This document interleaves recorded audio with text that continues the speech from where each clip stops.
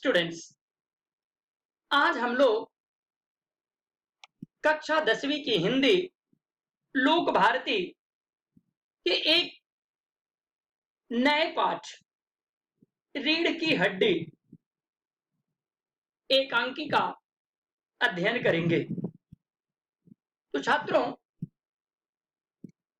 सबसे पहले हम लोग पाठ से संबंधित प्रस्तावना पढ़ेंगे, फिर पाठ से संबंधित कठिन शब्द और उनके अर्थ, पात्रों के बारे में जानेंगे, सारांश पढ़ेंगे। हम लोग इन्हीं बिंदु पर चर्चा करेंगे। रीढ़ की हड्डी जगदीश चंद्र माथुर जी द्वारा लिखित है। प्रस्तुत एकांकी में लेखक जगदीश चंद्र माथुर ने स्त्री शिक्षा के महत्व को दिखाया है। समाज के दकियानूशी विचारों पर प्रहार करते हुए लेखक ने नारी शिक्षा व सम्मान को महत्व प्रदान किया है। छात्रों, यहां पर जो कठिन शब्द और उनके अर्थ दिए गए हैं, आप इसे पढ़ेंगे और याद करेंगे। हम लोग इसके बाद पाठ के जो मुख्य पात्र हैं उनके बारे में चर्चा करते हैं। उमा सुशिक्षित युवती है। रामस्वरूप उमा के पिताजी हैं। प्रेमा उमा की मां है। गोपाल प्रसाद एक वकील हैं जो खुद पढ़े लिखे हैं लेकिन स्त्री शिक्षा के पक्षधर नहीं है। शंकर एक युवक जो गोपाल प्रसाद के पुत्र हैं। रतन रामस्वरूप का नौकर है। तो छात्रों, आइए हम लोग पाठ का सारांश पढ़ते हैं। रामस्वरूप अपनी बेटी उमा की शादी जाने माने वकील और समाज में अच्छी हैसियत रखने वाले बाबू राम गोपाल प्रसाद के लड़के शंकर से करने का मन बनाते हैं। उमा को देखने के लिए बाबू राम गोपाल प्रसाद अपने लड़के शंकर के साथ रामस्वरूप के घर आने की तैयारी करते हैं। रामस्वरूप गोपाल प्रसाद के आने के पहले ही अपने घर पर पूरी तैयारी करते हैं। तैयारी करने में उनकी पत्नी प्रेमा और नौकर रतन पूरी तरह मदद करते हैं। बात बात पर रामस्वरूप नौकर पर चिल्लाते हैं। वे प्रेमा को पहले से ही हिदायत देते हैं कि उमा को ठीक ठाक करके ही नीचे भेजना है, क्योंकि वकील साहब को सुंदर बहू ही चाहिए। तैयारी के दौरान ही प्रेमा लड़के के बारे में पूछती है तो रामस्वरूप बताते हैं कि वह बीएससी के बाद लखनऊ मेडिकल कॉलेज में ही पढ़ता है। अचानक ही नौकर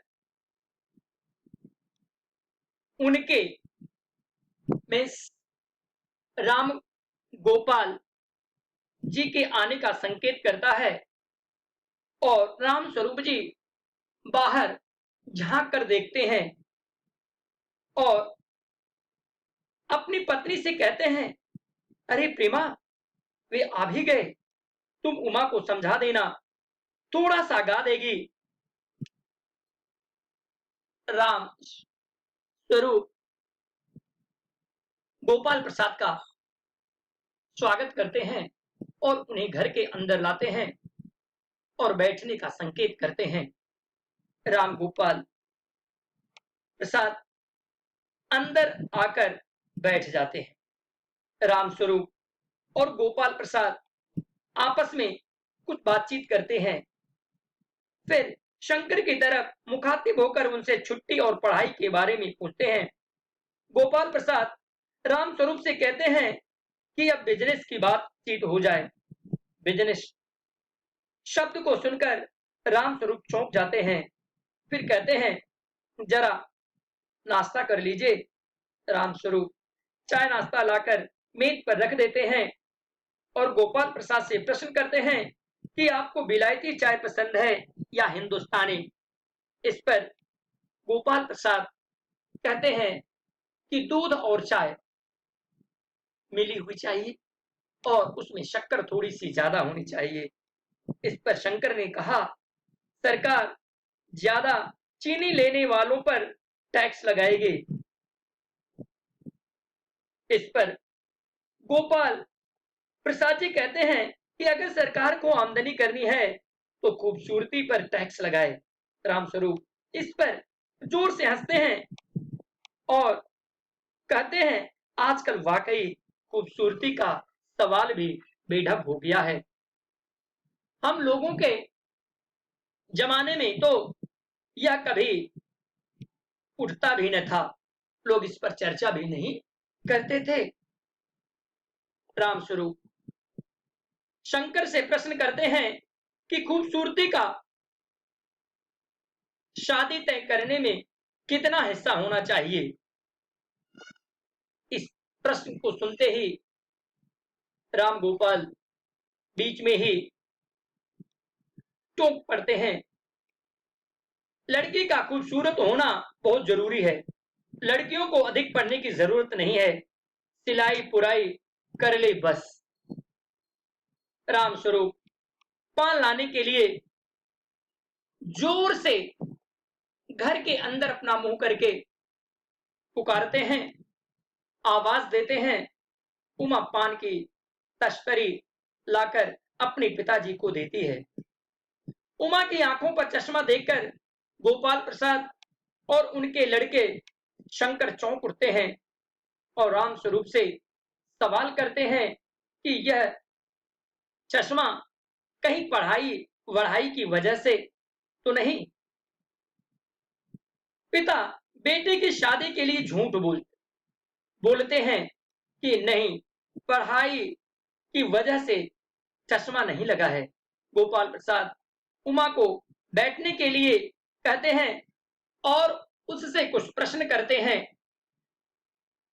उमा उन लोगों को प्रसिद्ध भजन मेरे तो गिरधर गोपाल गीत गाकर सुनाती है, लेकिन बीच में ही रुक जाती है।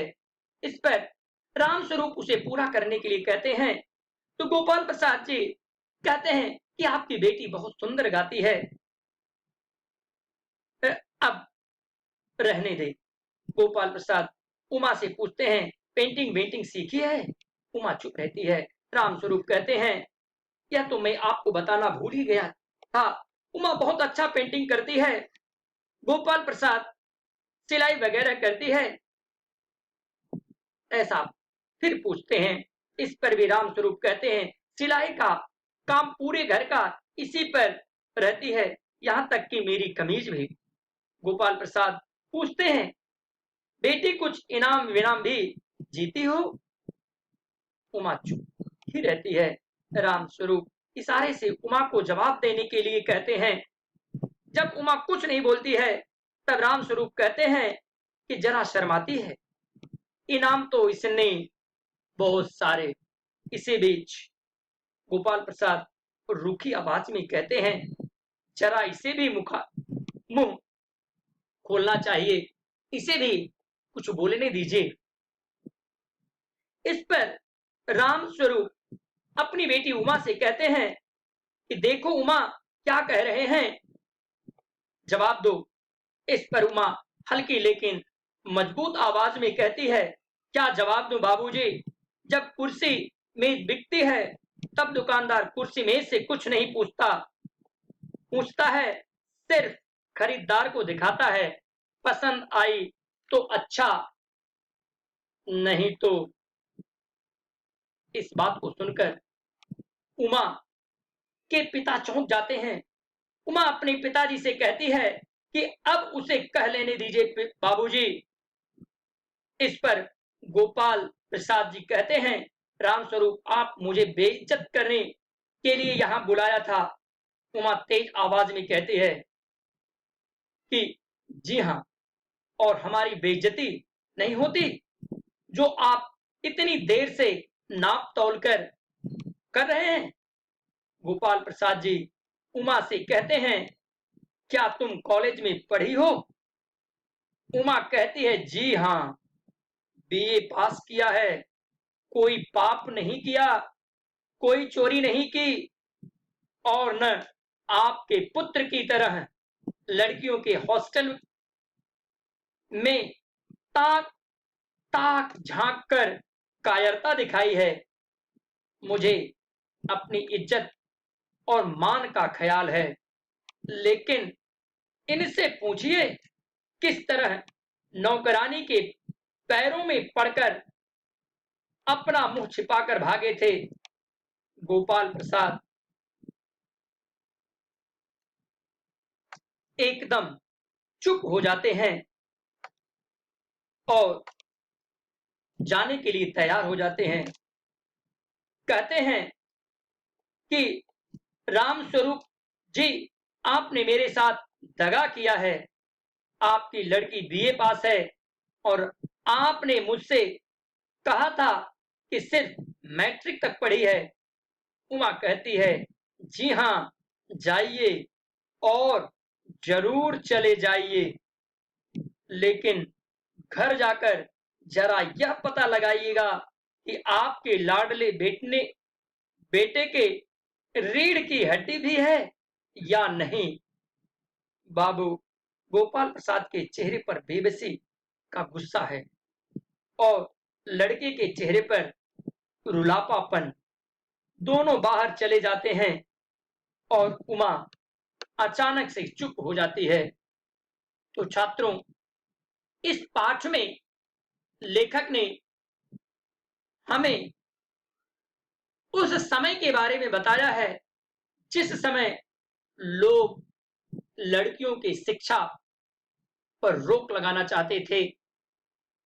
लेखक ने हमें बताया कि स्त्री शिक्षा होना बहुत जरूरी है और आवश्यकता पड़ने पर सही जवाब देना भी बहुत जरूरी है। नहीं तो गोपाल प्रसाद जैसे लोग शिक्षा दीक्षा को जो है कि जमीन के अंदर गाड़ करके रख देंगे। तो छात्रों, धन्यवाद।